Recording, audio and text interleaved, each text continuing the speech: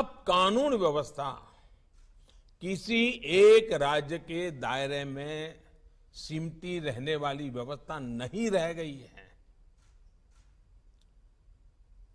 अब अपराध इंटरस्टेट और इंटरनेशनल हो रहे हैं। यानी टेक्नोलॉजी की मदद से एक राज्य में बैठे अपराधी दूसरे राज्य में भयंकर अपराध करने की ताकत रखते हैं। देश की सीमा से बाहर बैठे अपराधी भी टेक्नोलॉजी का जमकर गलत इस्तेमाल कर रहे हैं। इसलिए हर राज्य की एजेंसियों का आपस में तालमेल, केंद्र और राज्य की एजेंसियों का आपस में तालमेल, ये बहुत जरूरी है। और इसीलिए आपको मालूम होगा, मैंने डीजीपी कॉन्फ्रेंस में कहा था कि 2 एडजॉइनिंग स्टेट होते हैं, उसके जो एडजॉइनिंग डिस्ट्रिक्ट होते हैं, उन्होंने पीरियोडिकली बैठ करके दोनों राज्यों के उन दोनों जिलों की समस्याओं का संकलन करना चाहिए, साथ मिलकर काम करना चाहिए। उसी में से ताकत बनेगी। कई बार केंद्रीय एजेंसियों को कई राज्यों में एक साथ जांच करनी पड़ती है, दूसरे देशों में भी जाना पड़ता है। इसलिए हर राज्य का दायित्व है कि चाहे राज्य की एजेंसी हो, चाहे केंद्र की एजेंसी हो, या संबंधित कहीं किसी और राज्य से संपर्क आता है, सभी एजेंसियों को एक दूसरे को पूरा सहयोग देना चाहिए। कोई बड़ा है, कोई छोटा है, किसका अधिकार है, उसी में कभी कभी तो हम देखते हैं एक आध एफआईआर रजिस्टर नहीं हुई। क्यों नहीं हुई? तो बोले ये तय नहीं हो रहा है कि वो जो जगह है वो इस थाने में पड़ती है, उस थाने में पड़ती है।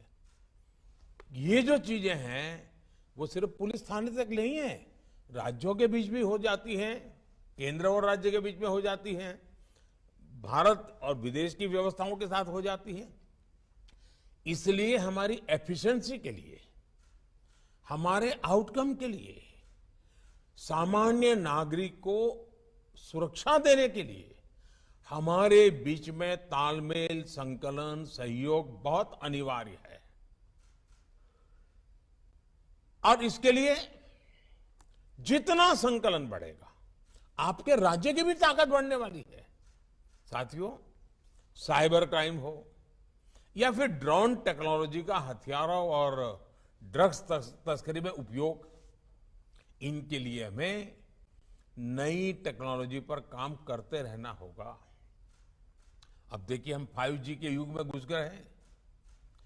तेजी से 5G पहुंचने वाला है। अब 5G के जितने लाभ है, इतनी ही जागरूकता भी जरूरी रहेगी।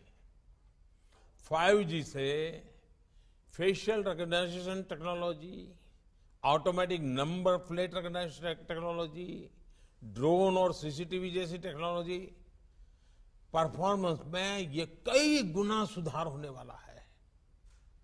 लेकिन हम जितनी तेजी से आगे बढ़ेंगे, जो क्राइम करने वाला वर्ल्ड है उसका भी ग्लोबलाइजेशन हो चुका है, वो इंटरस्टेट हो चुका है, वो भी टेक्नोलॉजी में फॉरवर्ड हो चुके हैं।